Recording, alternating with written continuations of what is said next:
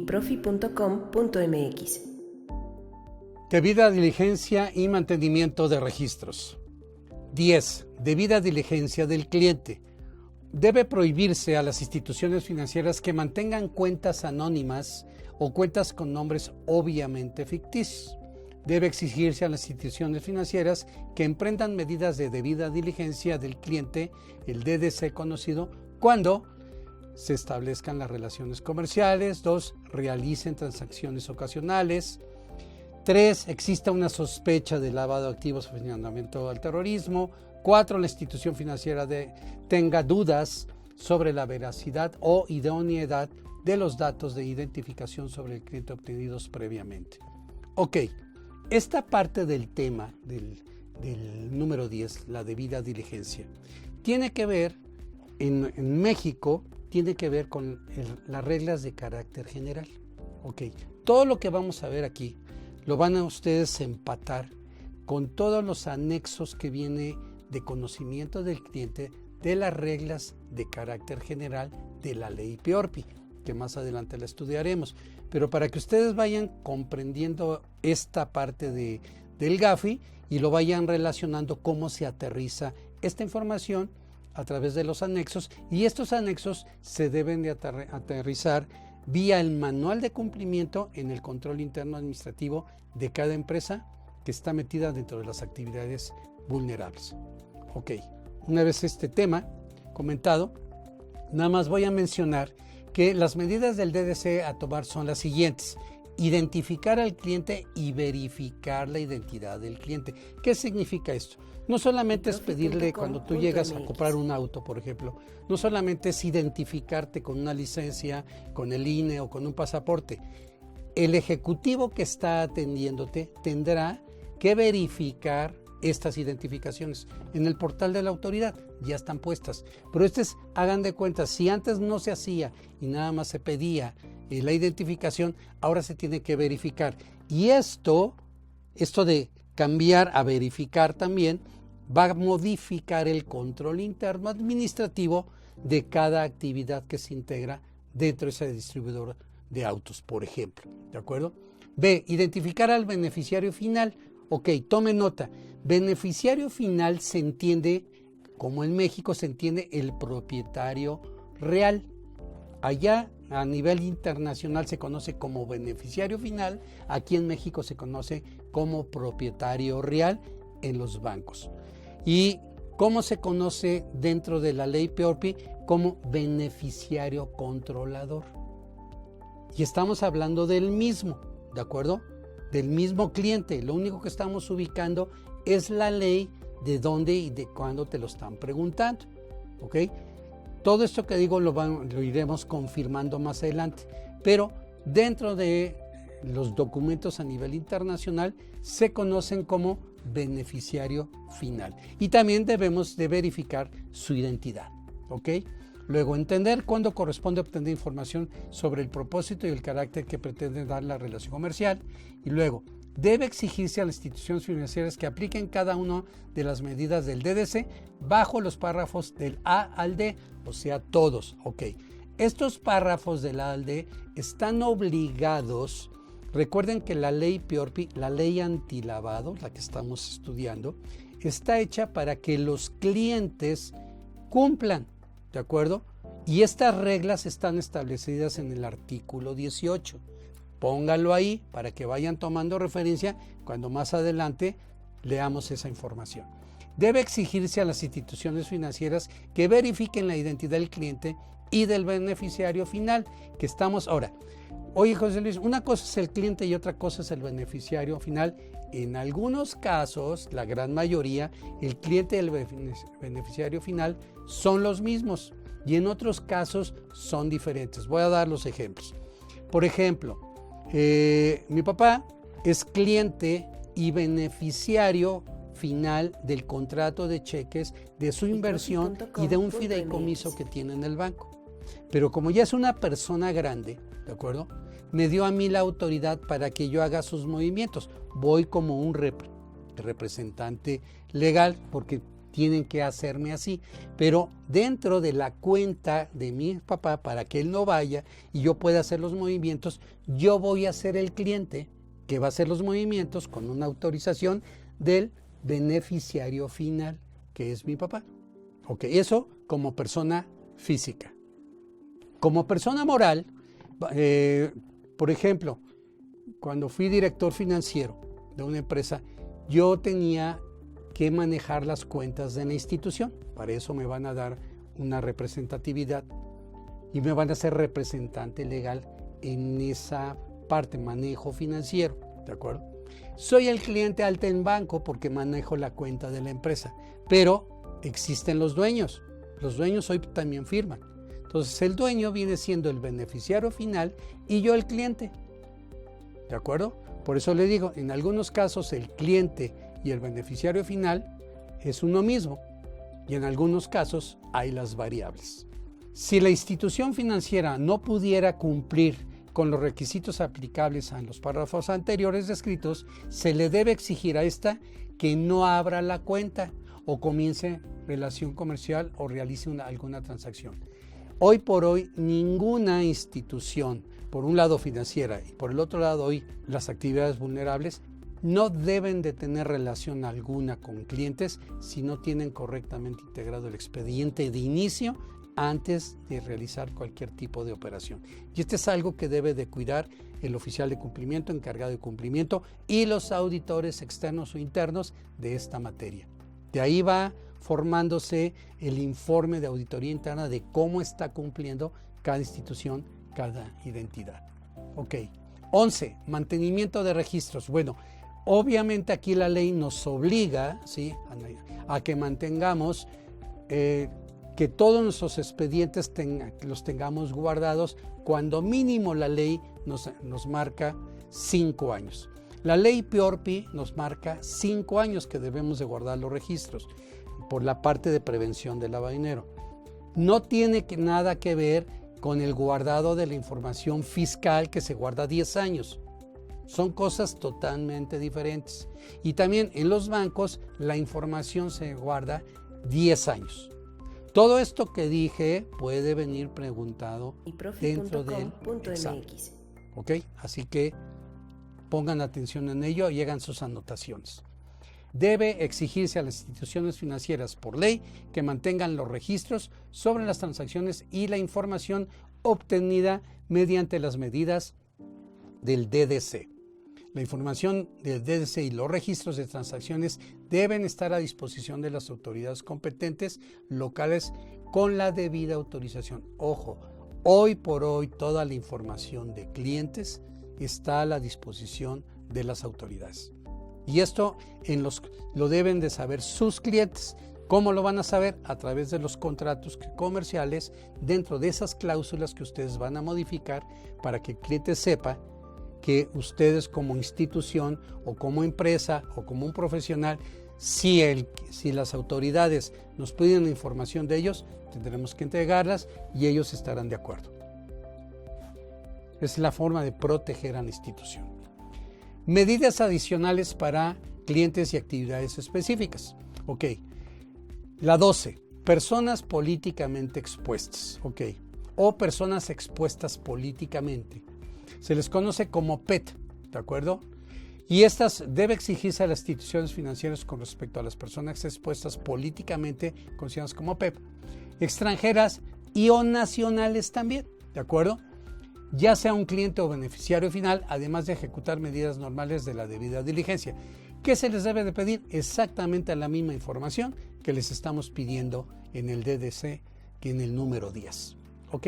La banca corresponsal debe exigirse a las instituciones financieras con respecto a la banca corresponsal transfronteriza y otras relaciones similares que, además de ejecutar medidas normales de debida diligencia del cliente, que reúnan información suficiente sobre la institución representada. Toda la banca corresponsal que está autorizada por las autoridades del país deberán también presentar y regularse bajo las reglas de la ley en México. Deben evaluar los controles, deben obtener la aprobación de la alta gerencia, entiendan claramente la respectiva responsabilidad. Esto subráyenlo porque viene en el examen, ¿ok? 14. Servicios de transferencia de dinero de valores. Todos conocemos que hay un servicio financiero, lo hacen los bancos y los sectores como transferencias de información y hoy por hoy algunas fintech que manejan el control de transferencia de pagos, ¿ok? Bueno, están obligadas, estos países deben tomar medidas para asegurar que las personas naturales o jurídicas presten servicios de transferencia de dinero o valores, tengan licencia y estén registradas. Hoy por hoy hemos visto que para poder tener una fintech o para poder tener este tipo de servicios de mandar dinero de forma electrónica, que también la llamamos no presencial, se puede realizar, pero hay una serie de controles de cumplimiento que más adelante veremos. Pero es importante que sepan de qué se trata. No están bloqueando los sistemas de transferencia, al contrario, están reforzando la seguridad de los mismos. La 15. Las tecnologías de la fintech, ya lo comenté. Recuerden que esto está creciendo. Hoy en México empezamos con 3 fintech y a la fecha ya llevamos más de 80 fintechs autorizadas por la Comisión, por un lado, y por el otro lado estamos también teniendo autorizaciones no supervisadas por el sector financiero y sí por el SAT, que también están reguladas. Entonces, estas fintech van a estar reguladas. Si ustedes pertenecen a una fintech por el lado del sector actividades vulnerables, están obligados a su cumplimiento y también por el sector financiero. Las transferencias electrónicas, los países deben asegurar que las instituciones financieras incluyan mínima información sobre el quien la origina y sobre el que la recibe. No solamente es el que la origina, sino también el que la recibe. Y para hacer esto tiene que haber acuerdos entre las bancas internacionales y nacionales y regionales que hacen estos servicios. Dependencias, controles y grupos financieros. 17. Dependencia en terceros. Los países pueden permitir a las instituciones financieras que deleguen en terceros para que realicen los elementos del ACE. Esto es, identificar a los clientes de las medidas del DDC plasmadas en la recomendación 10. Ok, ¿de qué trata este punto?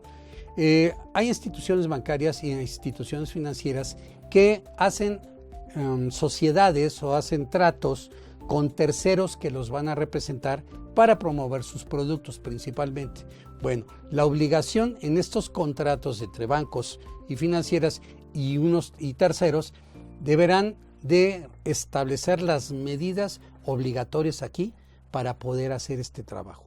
Y eso es algo que tendrá que entrar en los convenios, tendrá que entrar en el manual de cumplimiento para que este tipo de sociedades cumplan con los requerimientos que un banco o que una institución financiera está obligada a cumplir.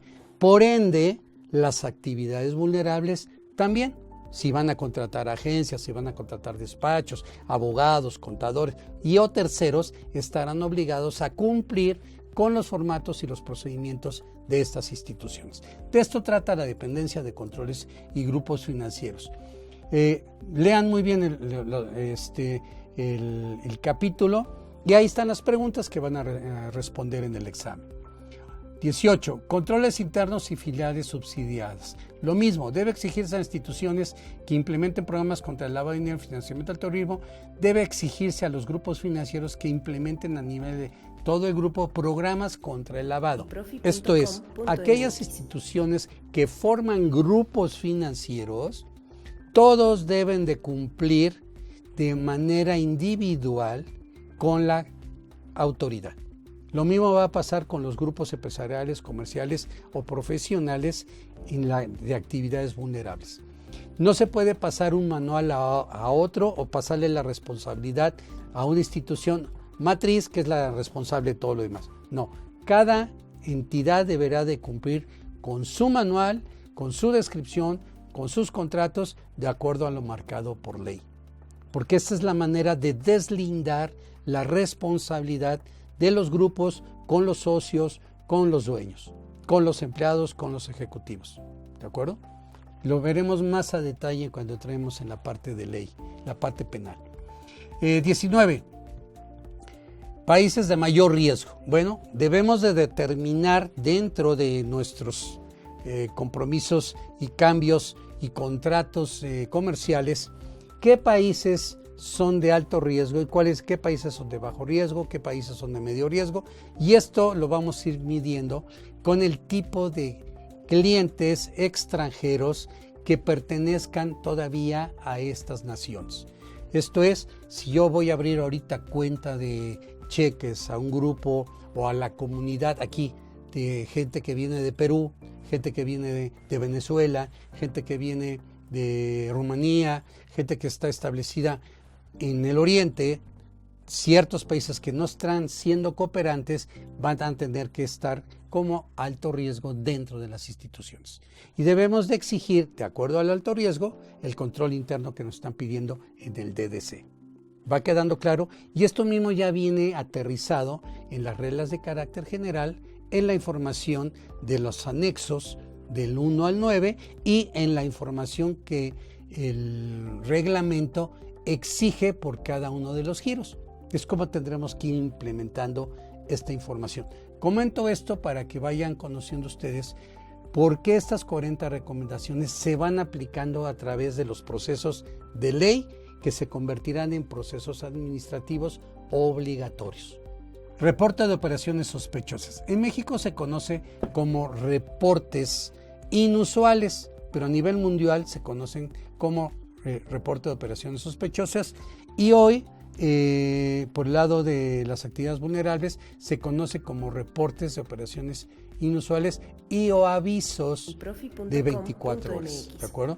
El reporte de operaciones sospechosas de una institución financiera y o si una institución financiera sospecha o tiene motivos razonables para sospechar que los fondos son productos de una actividad criminal o están relacionados al financiamiento del terrorismo, a esta se le debe exigir por ley que reporte con prontitud sus sospechas a la unidad de inteligencia financiera. Ok, para ello ya llegaremos a la materia ya administrativa de control interno, cómo se hace a través de un aviso la información a la UIF, cómo se le hace llegar la información, que este es trabajo del oficial de cumplimiento, del encargado de cumplimiento, y por el lado de los auditores, revisar mes por mes, año con año, cuántos reportes se están mandando de este tipo o se dejaron de enviar a la UIF, porque esto trae sanciones. 21. El tipping off, que por ahí se ha comentado, el tipping off es la revelación y la confidencialidad de la información. Ok, de hecho, en el reglamento y en las reglas de carácter general y en la misma ley se habla de confidencialidad de la información. El hecho que se pide información a los clientes, ahora más información, no quiere decir que se está rompiendo la confidencialidad del cliente. Al contrario, el cliente debe demostrar que él es confiable y que además no se va a revelar su información si él se comporta bien o las autoridades ven que su comportamiento es correcto dentro del sistema financiero. De esto trata la revelación del tipping off y la confidencialidad.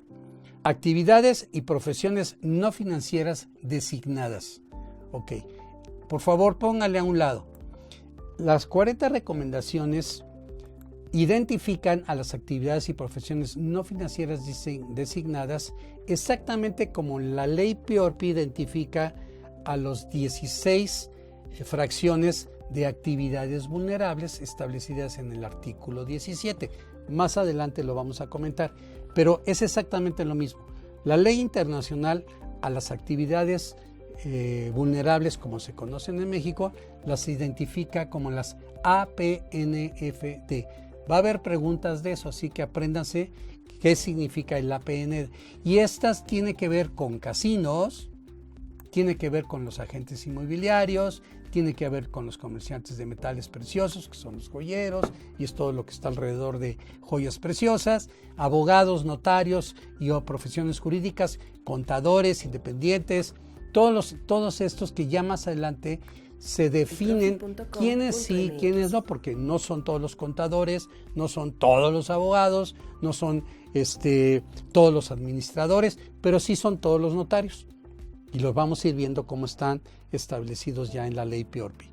Vienen los proveedores societarios y de fideicomisos, que hoy por hoy sí hay fideicomisos bancarios, fideicomisos personales establecidos en banco y fideicomisos de gobierno.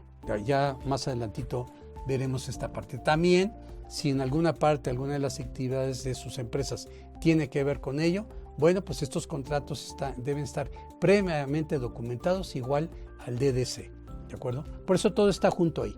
Ok, igual para todas estas actividades vulnerables, en la 23 hay otras medidas como los requisitos plasmados en las recomendaciones 18 al 21 se aplican a todas las actividades y profesiones no financieras designadas sujeto a los siguientes requisitos. A. Debe exigirse a los abogados, notarios, profesiones jurídicas, independientes y contadores que reporten las operaciones sospechosas cuando en nombre de un cliente o varios clientes se involucran en una transacción financiera. Es decir, cuando nuestros abogados o algún administrador o algún profesional o algún contador nos va a representar, ellos tienen la obligación en algún movimiento que tenga que ver financiero y existe alguna sospecha de lavado de dinero, tienen el ordenamiento de hacerlo. Por eso varios despachos hoy por hoy tendrán que darse de alta también con un oficial de cumplimiento y o encargado de cumplimiento dentro de su despacho, especializado en esto. Como ven, el trabajo de un oficial de cumplimiento o un encargado de cumplimiento no es el trabajo de una persona sin conocimiento operativo, sin conocimiento de ley, es una gente altamente preparada. Para que vayan tomando en cuenta esto. Al momento de certificarse es una primera etapa. La segunda etapa es el registro ante autoridades que van ustedes a ser los responsables de manifestar toda la información requerida por las autoridades. Son el enlace, tomen en cuenta eso, es parte de una pregunta que por ahí les van a hacer. Ustedes, el oficial de cumplimiento, es el enlace entre el Consejo de Administración o administrador único con las autoridades. Todas las autoridades, ¿de acuerdo? Son el enlace, ¿de acuerdo? Por eso su preparación tiene que ser íntegra, al 100%. Ok, y es obligatoria, ¿no?